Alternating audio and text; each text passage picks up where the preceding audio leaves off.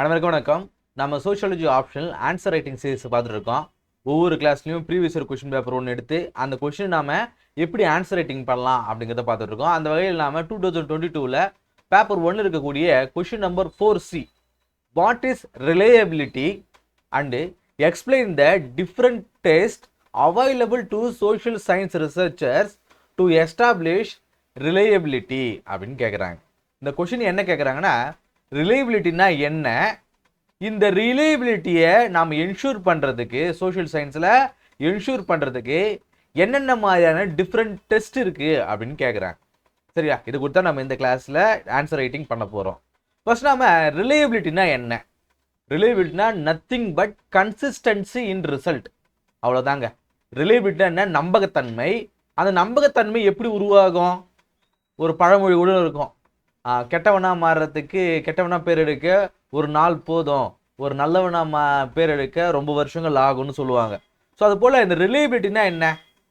கன்சிஸ்டன்டி இன் result. ஒரு result வருது, அதில் எப்போ எடுத்தாலும் ஒரே மாதிரி ரிசல்ட் வந்துச்சு அப்படின்னா அதுக்கு பேர் தான் ரிலையபிலிட்டி. சூரியன் கிழக்கில் உதிக்கும், இது ஒரு ரிலையபிலிட்டி. கரெக்டா இல்லையா? தினமும் சூரியன் கிழக்கில் தான் உதிக்கும், அது ஒரு ரிலையபிலிட்டி. இன்னைக்கு செக் பண்ணலாம், நாளைக்கு செக் பண்ணலாம், இந்த வருஷம் முழுக்க செக் பண்ணாலும் சூரியன் கிழக்கில் தான் உதிக்கும், அதுக்கு பேர் தான் ரிலையபிலிட்டி. ஒரு டெஸ்ட் நம்ம எப்போ எடுத்தாலும் ஒரே மாதிரி ரிசல்ட் கொடுத்துச்சு அப்படின்னா அதுதான் ரிலையபிலிட்டின்னு சொல்லுவாங்க. புரிஞ்சிருக்கும்னு நினைக்கிறேன். சரி, reliability refers to consistency and stability. கன்சிஸ்டண்ட்டாக இருக்கும், மாறவே மாறாது, ஸ்டெபிலைஸ்டாகவும் இருக்கும். Of a measurement instrument in yielding similar result under similar conditions. ஒரே மாதிரியான கண்டிஷன்ஸில் நம்ம எப்போ அந்த விஷயத்தை செஞ்சாலும் அது ஒரே விதமான ரிசல்ட்டை கொடுத்துச்சு அப்படின்னா அதுக்கு பேர் தான் ரிலையபிலிட்டின்றாங்க.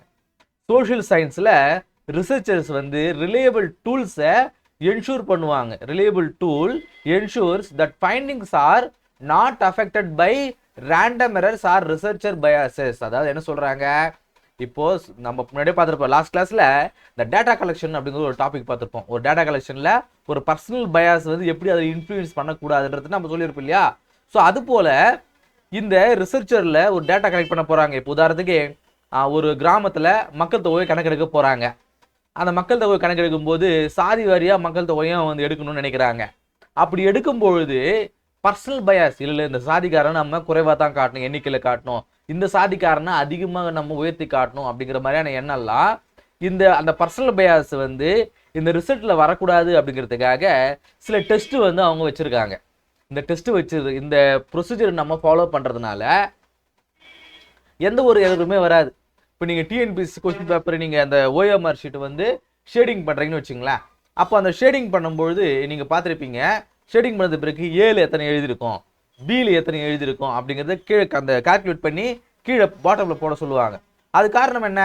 நம்ம எந்த கொஸ்டினும் நம்ம விடாமல் மார்க் பண்ணாமல் ஷேட் பண்ணாமல் விட்டுருக்குமா இல்லையான்றது ஒரு ப்ரூஃப் செக்கிங் தான். அது போல் ஒரு ரிசல்ட்டை நாம் ப்ரூஃப் செக்கிங் பண்ணுறதுக்கு என்னென்ன மாதிரியான டெஸ்டஸ் இருக்குது அப்படிங்கிறத எங்கே சொல்கிறாங்க. புரிஞ்சுதா?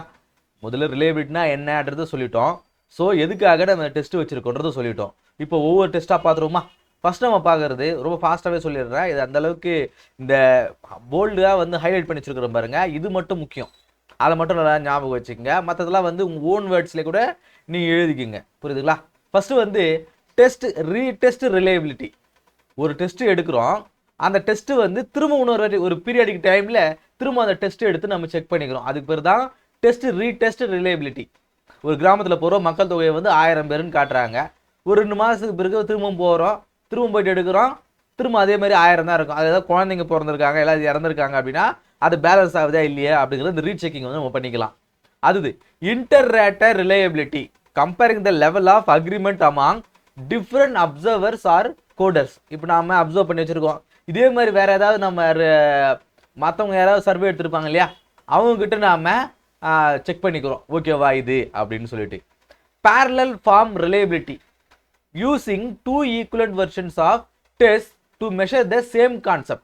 ஏற்கனவே ஒருத்தங்க எடுத்திருப்பாங்க இல்லையா, இல்லை நாம இதுக்கு முன்னாடி எடுத்திருப்போம் இல்லையா, அதோட வந்து இது மேட்ச் பண்ணி பொருத்தி பார்க்கறது பேர் தான் parallel form of reliability.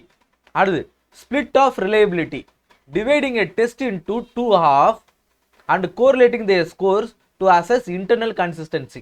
ஒரு டெஸ்ட்டுக்கு போகிறோம்னா அந்த டீமையே ரெண்டாக வந்து ஸ்ப்ளிட் பண்ணுறது, அந்த டெஸ்ட்டையே ரெண்டாக ஸ்ப்ளிட் பண்ணி அதை திரும்ப அதன் பிறகு வந்து சரியாக இருக்குதா இல்லையா அப்படிங்கிறது பார்க்குறது. அது இருக்குது குரோன்பெக் ஆல்ஃபா அப்படிங்கிறது.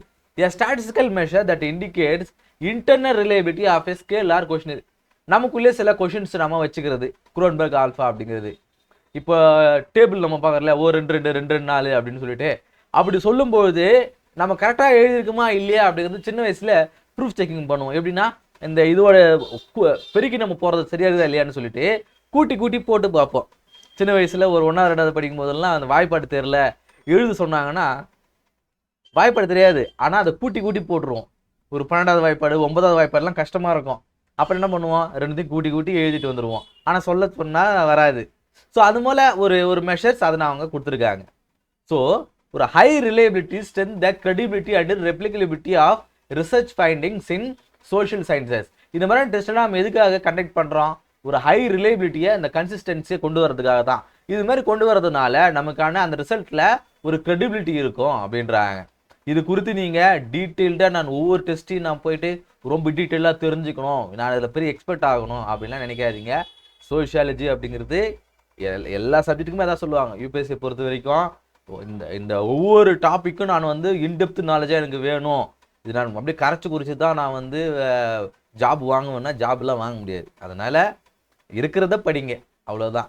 ஒவ்வொரு வார்த்தைக்கும் அர்த்தம் தேடி பயணிக்க ஆரம்பிச்சிங்கன்னா வேலை வாங்க முடியாது. அதனால் இந்த பாயிண்ட்ன்றது ஞாபகம் வச்சுக்கோங்க. அது எப்படிங்கிறத உங்கள் ஓன் வேர்ட்ஸில் நீங்கள் எழுதுங்க, சரிங்களா? எழுதிட்டு இந்த ஆன்சரை கம்ப்ளீட் பண்ண பாருங்கள், சரிங்களா?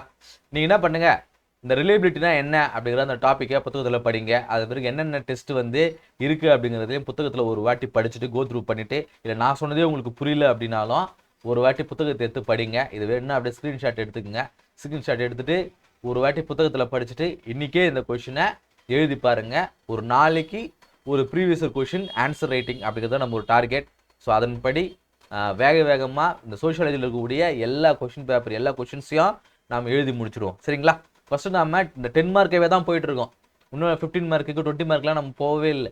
10 மார்க் ஈஸியாக இருக்கணும். ஒரு 150 வேர்ட்ஸில் ஒரு 1.5 பக்கத்தில் நாம் எழுதி நமக்கு அந்த ப்ராக்டிஸ் வர்றதுக்காக தான் இந்த சீரீஸு. ஸோ இது உங்களுக்கு யூஸ்ஃபுல்லாக இருந்திருக்கும் அப்படின்னு நம்புகிறேன். எனக்கு ரொம்ப யூஸ்ஃபுல்லாக இருக்குது. ஸோ இந்த கிளாஸ் உங்களுக்கு யூஸ்ஃபுல்லாக இருந்துச்சுன்னா இந்த கிளாஸ் உங்களுக்கு யூஸ்ஃபுல்லாக இருக்கும் அப்படின்னு நம்புகிறேன். அடுத்த கிளாஸ் சந்திப்போம். நன்றி.